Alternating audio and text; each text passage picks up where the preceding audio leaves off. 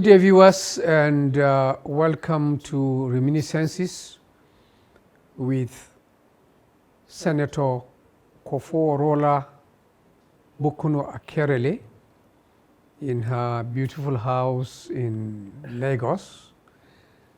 Senator Akerele is a lawyer, broadcaster, and of course a politician, representing Lagos Central in the Third Republic, I believe, 1992 to 93. Is the senator for Lagos Central, as I said. And also, as later on, 1999 to 2003, the deputy governor of this very state, Lagos State. Senator, welcome to the program. And looking at your biography, what I've read about you, it seems fair to say you were born with not just a silver but a golden spoon.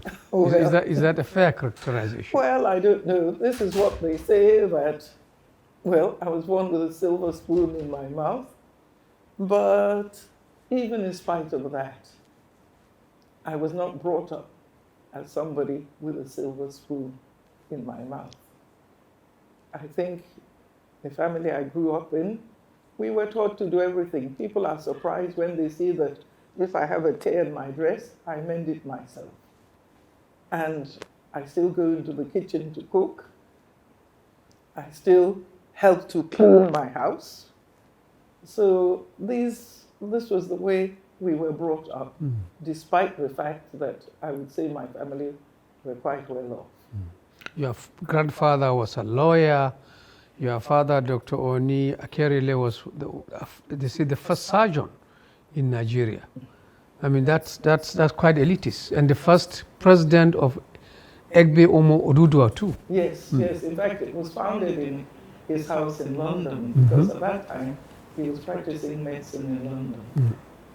Practicing medicine? Yes. And you yourself actually went to boarding school in London when you were 10 years old. Yes, I went to boarding school in England, Surrey, in the countryside, when I was 10 years old.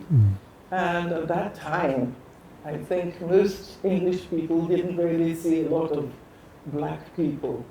And they used to ask things like, do you have elephants and things? And I used to, of course, make up to them, yes, I have an elephant that comes through my back garden to greet me every morning, and things like that, yes.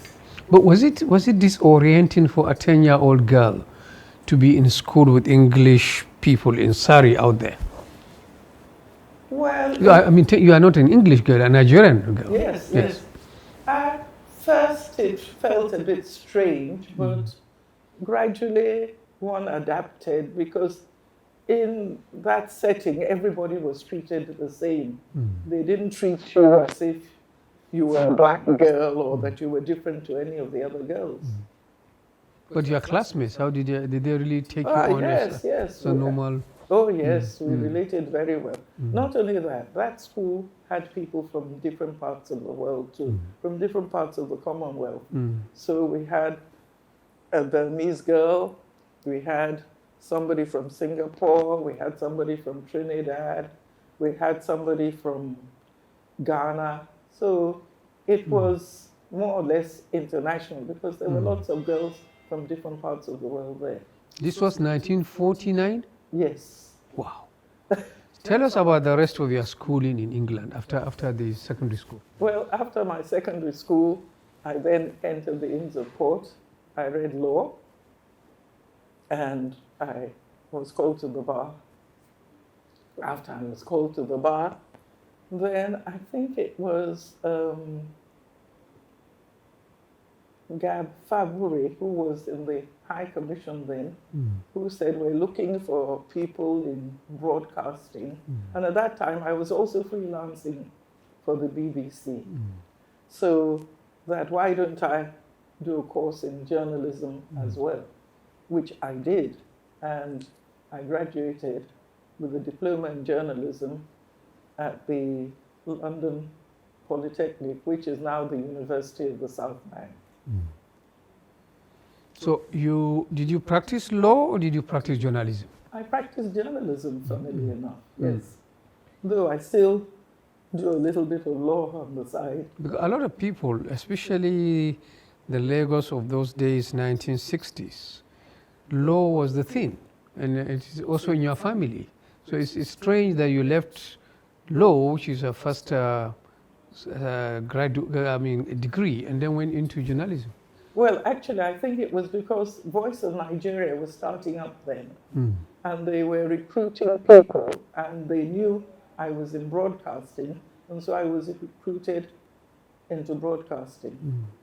So at what point did you come back to Nigeria after schooling? Oh, I came back in 1963, I think. And straight into journalism? Yes, straight into the Voice of Nigeria. Yeah. But it's also noticeable that you didn't really stay long as a journalist. You seem to have left rather quickly. Yes, I did. I went into advertising. I formed my own advertising company, and I think we were doing very well. I also became the vice president of the Advertising Association of Nigeria. Yeah. So at what point then did your interest in politics come in? Because that's what you are better known for. Suddenly you burst into the political scene. Well, I come from a political family. My father was the first president.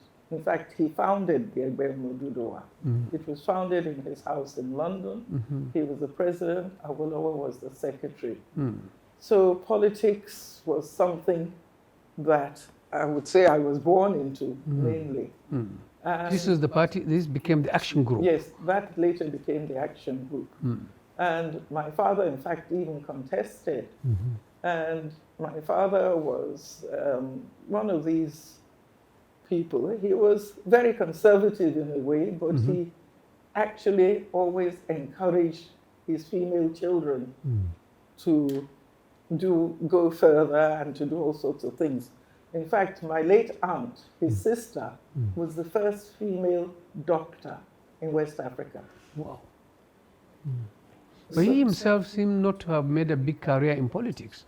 I mean, he was there in the beginning, but well, he did contest. Awolowo then became yes, better he known. did contest on the platform of the action group. He contested in Lagos, and but he lost to the NCNC at that time. And of course, his main purpose in life was medicine, so he pursued his medical career.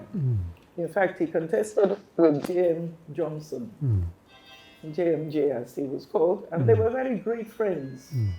And in fact, they were real friends until they died. You know. So politics didn't quite divide them? Oh, no, it didn't divide them at all. It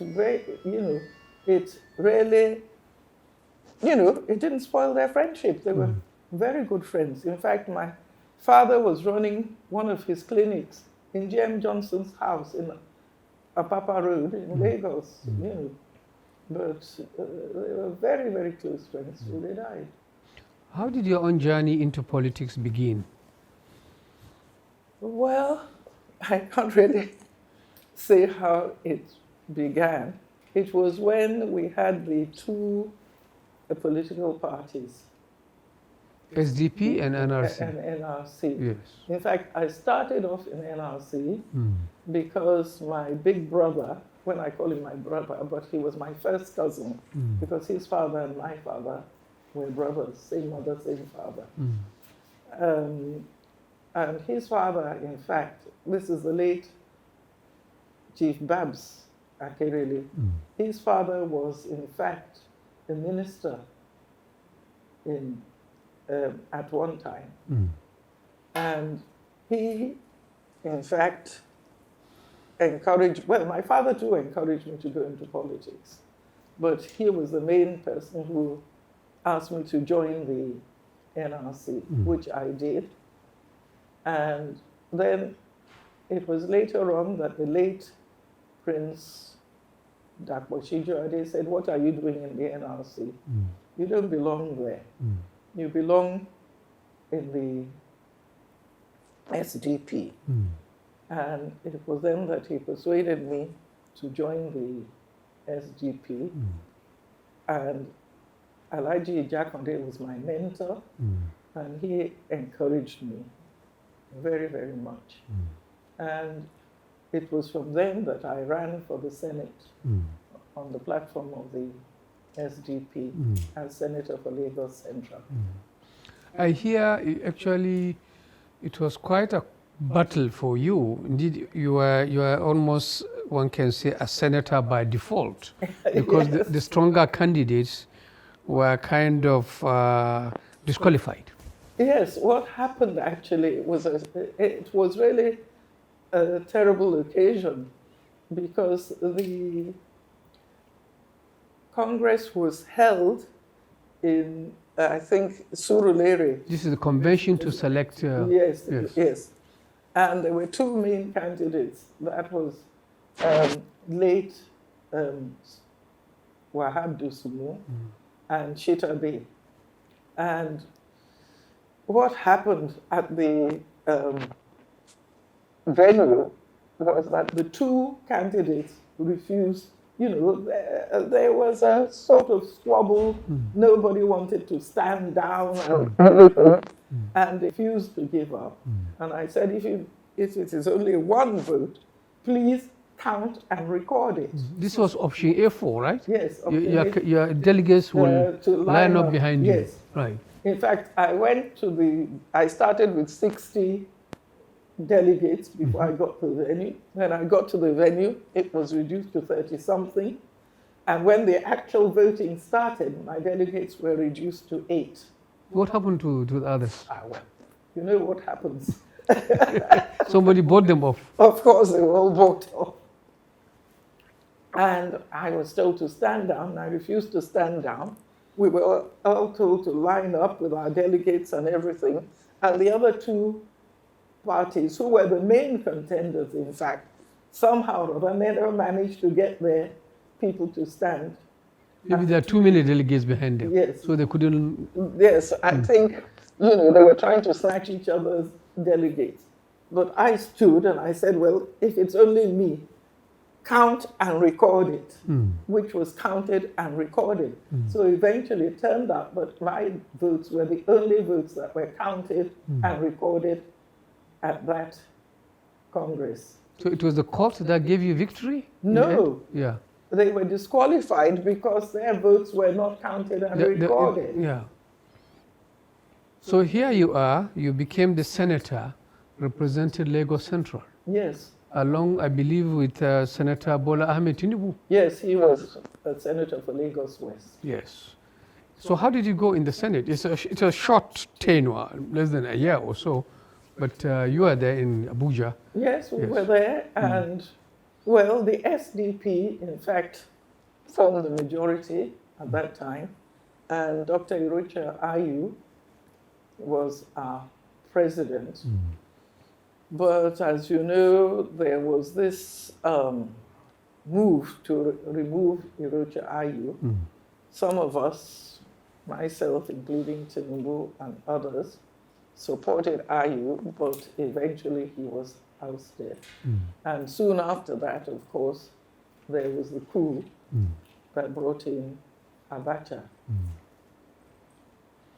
Was that the beginning of your political relationship with Senator Tinubu? Yes. That was, well, I won't say we had a relationship because he came from a different camp. But of course, we were both in the same political party.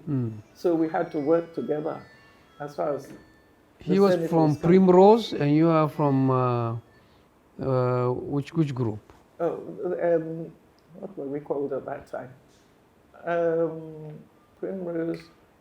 Well, we were known as Ashe or the Jakonde group at that time. Yes. Right. So after the short tenure as senator, what did you get back to doing? Because it's another 10 years, 9 years before we heard about you again in politics. Yes, I had advertising agency. So I went into running that. And also I had a bakery. And so I went back into running my own businesses. Then in 1999, you came back again as the deputy governor of Lagos. How did that happen? Well, you know, we had an ADECO, and I was a member of the steering group in ADECO, and from there, ADECO was the principal party that formed the Alliance for Democracy, the AD. In fact, I was the person that went to register the AD in Abuja at that time. So it was on that basis that Tinubu went into exile. He came back and joined the Alliance for Democracy, the AD. And that was how I was chosen to be his deputy.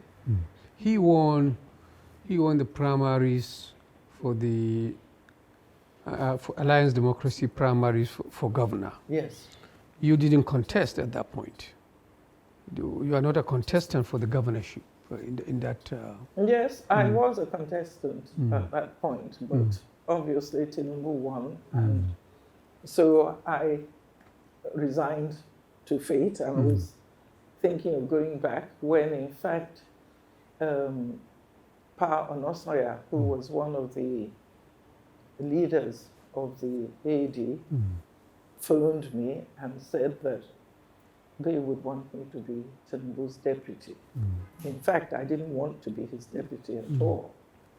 But I was persuaded by the elders of the party that they were the founders of the party. He belonged to a different group, and therefore he belonged to the Primrose group.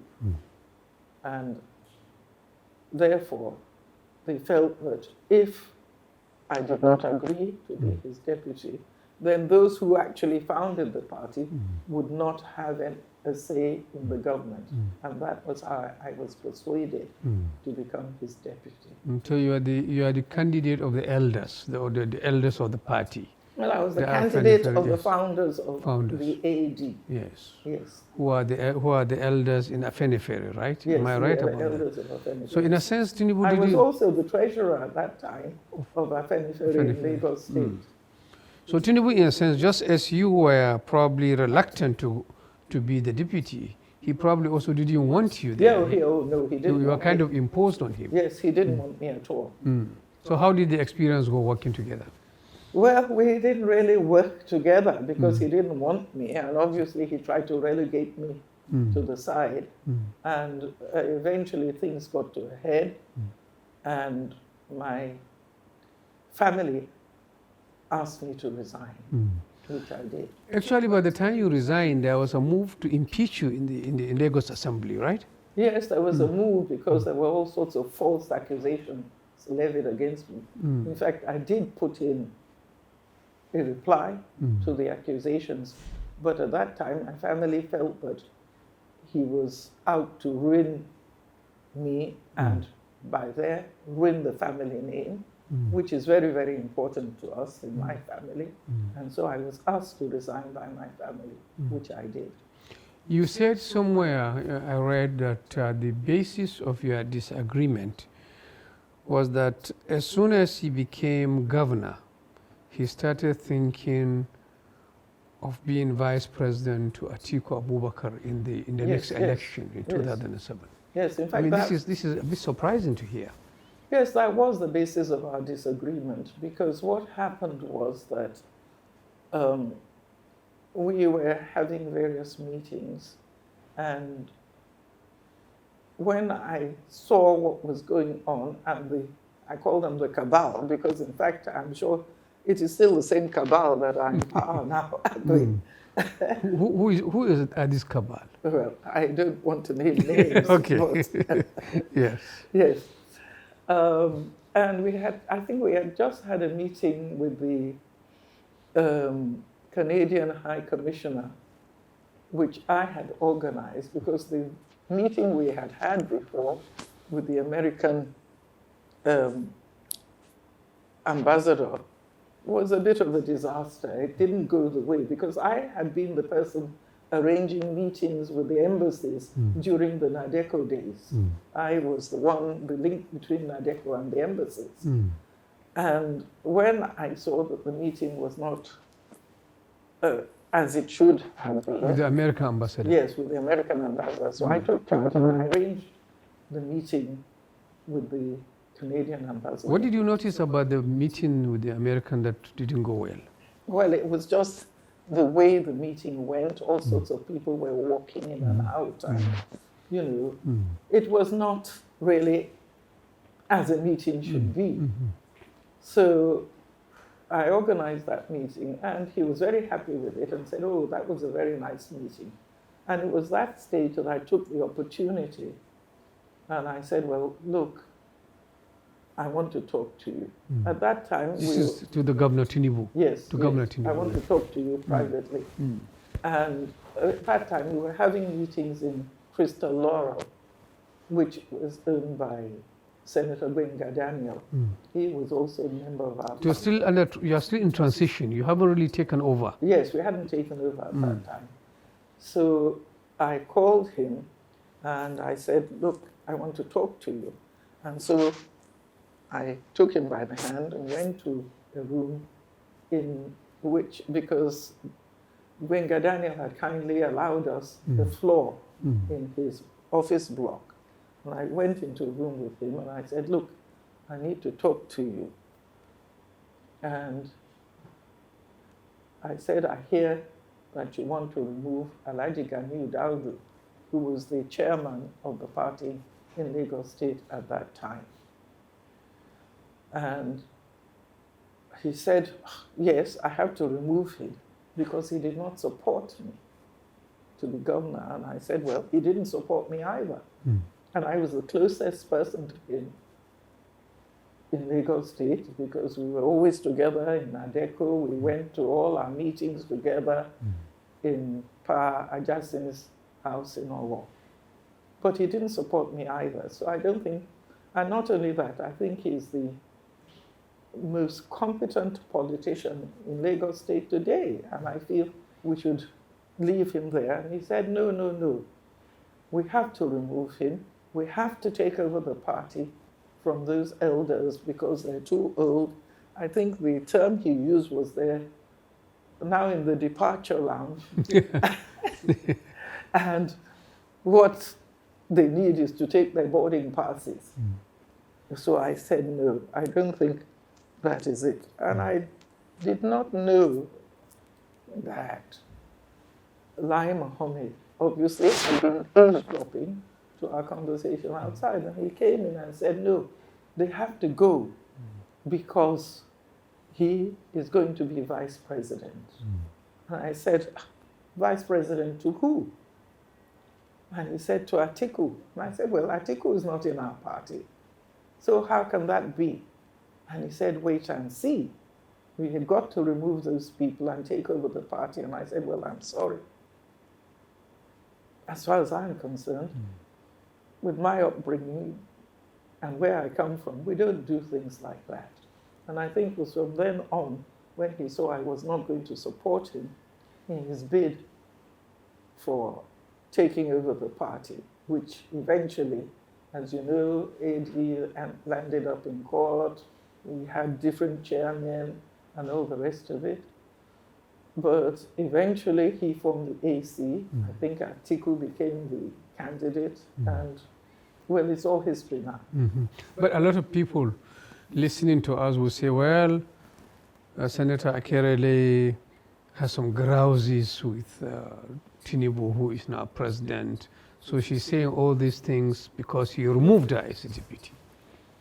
I'm sure you've had this kind of... No, he didn't remove me as deputy. I resigned because, you know... I mean, you fell apart because you clearly he didn't want you as deputy. He didn't want me as deputy. He would not hand over to you when he was traveling, as you said. Yes. So it's all like you are deputy governor, but you are not deputizing. Yes, yes, it was like that in any case. So there was really not much point of my being there. Yeah, but which people don't you think will accuse you of sour grapes, saying these things because of how you related with him as deputy governor? Well, I don't think it's sour grapes. I think it's the truth. And I don't think I'm a person who is given to speaking on truth. That is exactly what happened. He felt that I wasn't going to support him in his bid for vice presidency at that time. And obviously, he had his eye on the presidency, which he has got now.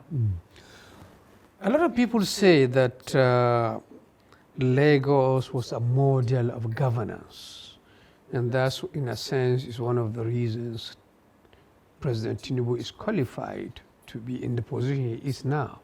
You were deputy governor of Lagos, at least for one term with him, and you have lived in Lagos all your life. Do you think this is a fair characterization? Well, I hope they're not going to say it's sour grapes, but I don't think it's a fair characterization. I don't see what is such a model about Lagos. Lagos has always been Lagos. If you look at a book which was printed years ago, the Red Book of West Africa, and you read through all the people who were famous merchants, including my own grandfather, who was in that book, the late David Evaristo Akerele, and so many prominent people in families in Lagos. You will know that Lagos has always been Lagos because we're a seaport, we are traders, you know, and our people have always been merchants.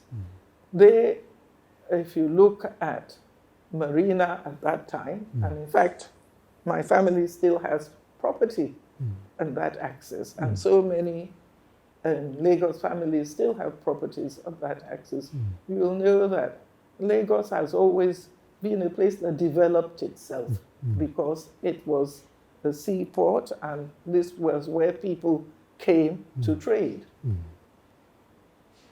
So you don't see that when you are deputy governor with the Governor Tinubu, that you really change the face of Lagos or change how it was Well, governed? I don't see that the face of Lagos has really changed. I think people of Lagos have changed the face of Lagos. People who live in Lagos have changed the face of Lagos. I don't see that there's anything particularly that has changed the face of Lagos. Lagos has been changed by its residents. So do you think then that there was nothing to carry, there's no experience or model to carry from Lagos then to the nation? That's why I'm being told that this is something that we should expect. Well, if it's taxation, maybe yes, because I think, in fact, I believe Lagos lost a lot from the administration of Tinubu, in that a lot of companies have moved out of Lagos. They're now in Ogun State because of the taxation regime that has been brought upon the people of Lagos and many of the businesses in Lagos. We've lost a lot of businesses. Are you impressed, like many Nigerians seem to be, with the first steps President Tinubu has taken in office? Well, I think all Nigerians believe that subsidy should have been removed. But I believe that when you're going to do something like that, you should have planned the palliatives to go with it, not to remove the subsidy and not actually supply any palliatives to the people. So subsidy is one thing, but I don't think the planning was good enough. Have you noticed any other areas of policy in the last 2 months that either have impressed you or not? No, I don't think I have. I don't know whether you think there are any other areas of policy. The exchange rate. The exchange rate is an absolute disaster because, you know, I intend taking my holidays abroad, and when I hear of the exchange rates, I don't even know how I'm going to manage to do it. But perhaps this is precisely the point, that all along the elites like you, and maybe to a lesser extent me, have been enjoying this cheap dollar. You go to I the don't think bank the and dollar then, has been cheap at all, yeah. because all that I can see is that the naira has been falling, and the dollar has been more and more expensive for us to acquire. But then I think that is as a result of the policies of the APC government, which Tinubu is a part of. I don't know whether he's going to try to redeem the situation, but my attitude is let's wait and see. So you don't have really any great expectation that Nigeria would be much improved under his presidency? You see, the way I see it is that politics and governance has become a matter of money.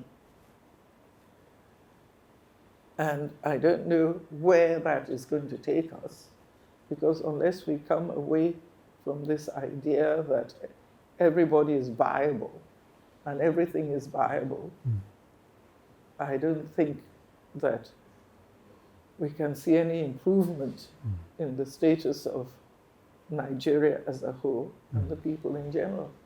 Senator, I think a lot of people may not be surprised that your assessment is a bit, I should say, guarded, not yet enthusiastic. Is it perhaps because you yourself are in the PDP, you are a member of the Board of Trustees of the PDP? So in a sense, you are defeated by Tinubu and the APC. Well, I'm not sure that we were defeated. As you know, we are at the tribunal at the moment, and we can only say we were defeated when the tribunal pronounces that we were defeated. So you still expect that something can happen at the tribunal? Well, a lot of, you are a lawyer, a lot of people say it hasn't happened before, that Nigerian judges have overturned a major election like this one. Well, as a lawyer, I deal in facts. And I hope that the judges at the tribunal will also deal in the facts before them. And I think what is before the tribunal is very, very clear. And I hope that they will be able to take the right decision. What do you think is the case before the tribunal? That is, it's not as clear to me as probably it is to you. Well, I think, first of all, you have to look at the fact that INEC promised that we would be able to actually see the results of the election in real time. Halfway through, suddenly there was a glitch. Whatever that means, I don't know. But you were still using the same equipment. You were able to transmit the Senate and the House of Assembly. But using the same equipment, you suddenly could not transmit the presidential election. I think that's one thing that can be looked at. Not only that, the materials which INEC themselves provided were questionable. Then, of course, there's the question of whether Tinubu himself was qualified to stand the election. So these are things, these are facts that have to be examined by the judges before they come to their conclusion. And to say that an election has never been overturned, there's always a first time for everything. That's my own attitude. And if people want to be honest and look at the facts, I mean, that is the judges, then I think they will do the right thing. But do you think your party made a mistake, the PDP, by not reconciling with the G5 governors, in hindsight? Well, yes and no, but I don't think that that was the real problem. Actually, I think our problem started when we abandoned the zoning. But be that as it may, that does not mean to say that we could not have won this election, because we really don't know the real results. Because INEC stopped halfway and there was manual collation. And we all know that once manual collation takes place, there are all sorts of things that can happen. So you don't see it that if the reconciliation with G5 had taken place, even at the expense of the chairman of the party having to go, this would have improved your tally at the vote? Well, we don't know what our tally at the vote is. Okay. So I cannot say whether it would improve or not until all the facts are laid before us and we actually get the real tally of the votes. That is when one can actually come to a conclusion. You are 84 now, and are you still active really in politics, or is it just something you do, you know, as a trustee member and No, as a trustee member, of course, I take my role very, very seriously, but I'm still very active. I still go to my ward meetings. And on election day, as they say, Mama wears her jean, dons her T-shirt, and is running around the ward. One of the challenges you had with the as deputy governor was this sense that maybe you are not loyal to the Afenifere or Nedeko philosophy because of your personal link to your husband, Alhaji Ibrahim Eliakub. He's a northerner out there, and you know, the politics of those days, there was a lot of suspicion about who is telling who what.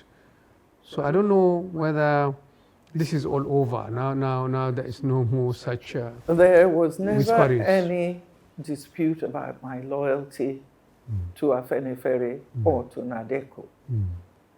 In fact, the first time I heard of it was, in fact, Tinubu who brought it up and stated that I was giving information to somebody in the DMO.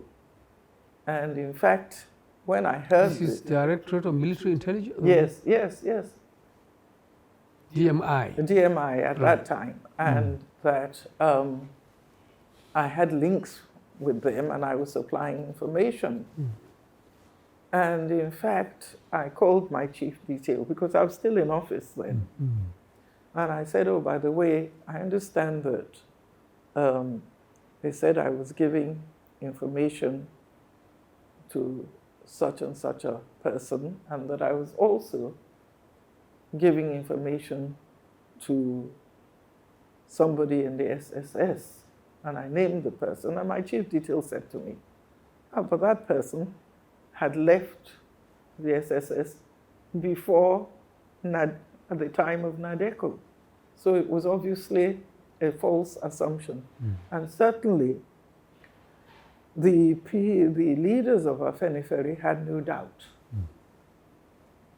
about me. And I'm still very, very much in Afenifere till today. Do you think your marriage to Alhaji Ibrahim Eliakub from Kano has anything to do with these suspicions? That you are married to a northerner? Well, certainly I don't think the Afenifere elders had their suspicion. I think certain people just wanted to use it. That was all.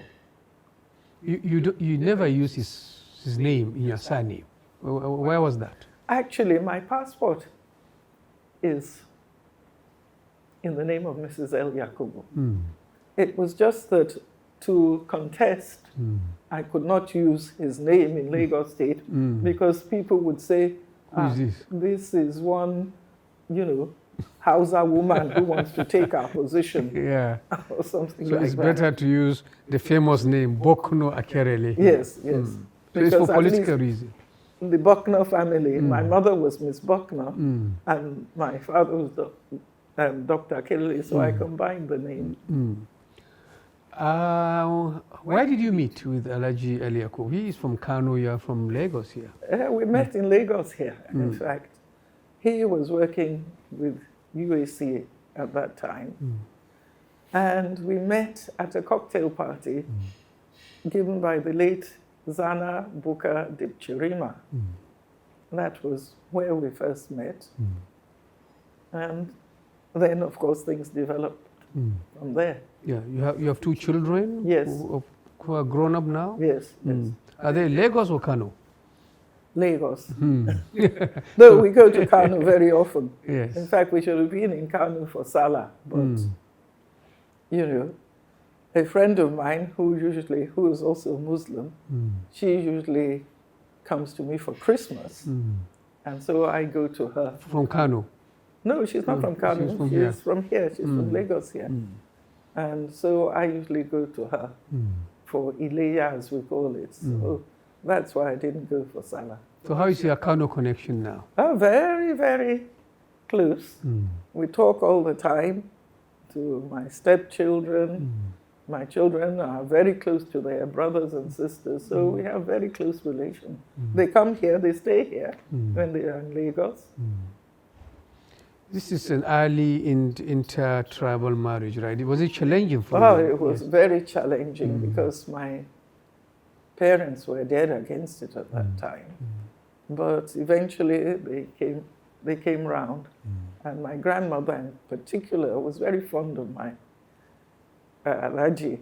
He used to, anytime she saw him, she would say, Omoba Sokoto. And I keep on saying, Mama, no, it's Omoba Kanu. Okay, she imagined he was from Sokoto. Yes. Okay. You are 84. I've seen you. You look very strong for that age. I wonder what's the secret? Or do you do anything special to keep this way? Well, I try to eat a balanced diet. I don't eat a lot. Well, I don't know. I think as you get older too, your appetite falls because I find I'm not eating as much as I used to.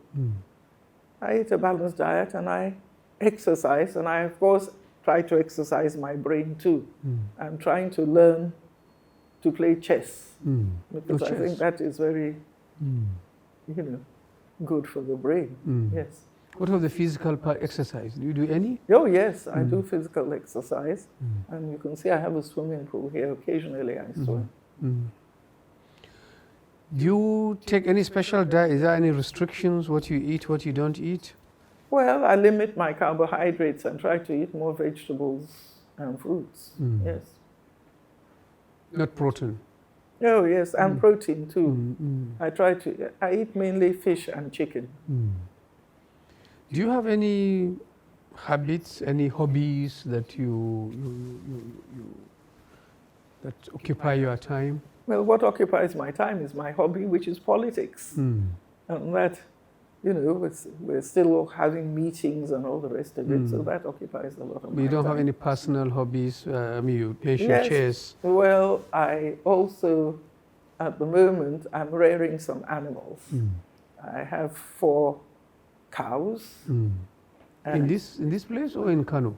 Here in Lagos. Okay. In Lagos. Okay. I have a place in Idejuleke where I'm rearing them. And I was very pleased to hear that one of my sheep had given birth to 2 sheep yesterday. So that's an outside. Yes. It's not any economic activity. It's more for fun. Yes, it's more for fun, and I even give my animals names. So. I hear you also travel. You still go on vacation. Yes, I go on cruises. I like going on cruises. I like being on the sea. I think it's very refreshing. Where have you been, which is interesting? I've been almost all over the West Indies.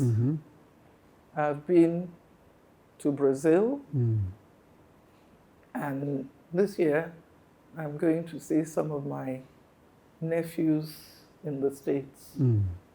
Have you done the Pacific, the islands? No, I haven't done the Pacific Islands yet, but I've been to Egypt to see the pyramids, and next I want to go and see is the Taj Mahal, so that I would have seen all the 7 wonders of the world. So you're still going stronger. I mean, traveling is not an issue for you. There's no physical impediment or limitation. No. Well, you know, I have to go to meetings in Abuja for BOT meetings. So, what's your hope for Nigeria? my hope for Nigeria is that Nigeria will reorientate its values. Because what I see now is that the young people are all looking to see how they can make money, but they're not really looking to see how they can make Nigeria a better place for themselves. They seem to think that money is what is going to make it better. But I think it is to have the old values of honesty, hard work, you know, and belief in God. Those are the main values that I think will change Nigeria to the Nigeria that we want. A lot of people mention God. We're Christians and Muslims, and we seem to take it seriously, but it doesn't show in our politics, in our lives. Yes, because money has become the God that is ruling our lives at the moment. I mean, it seems when somebody says that what money cannot buy, more money can buy. What sort of a philosophy is that? And that person is one of our leaders. You see, it shows that we have lost our values somewhere along the line. Do you have hope that we can really recover this, at least in the short term? Well, I hope so, because I think there's a group of young people now who want to see a change. And I'm hoping that they will come together and manifest that change. We're old now. We're on our way out. As we're saying, we're waiting for our boarding pass. But I have hope in these young people. Who are they? They are the ones who voted this time around. Because I was amazed to see some of these young people at the polling booths, which I had never seen before. And I think they are the ones who are going to effect the change. Not us. Oh, I think, well, we too can assist them by giving them the support. Thank you, Senator Akerele, for this very engaging conversation. And I wish you more time and energy to continue pursuing your passion and helping our country. Viewers, I hope you enjoyed our conversation with Senator Bucknor Akerele, who, as you have heard, has been active in politics for so many years and is still engaged with issues to do with the future of our country. Until we meet in another episode of Reminiscences, thank you and goodbye.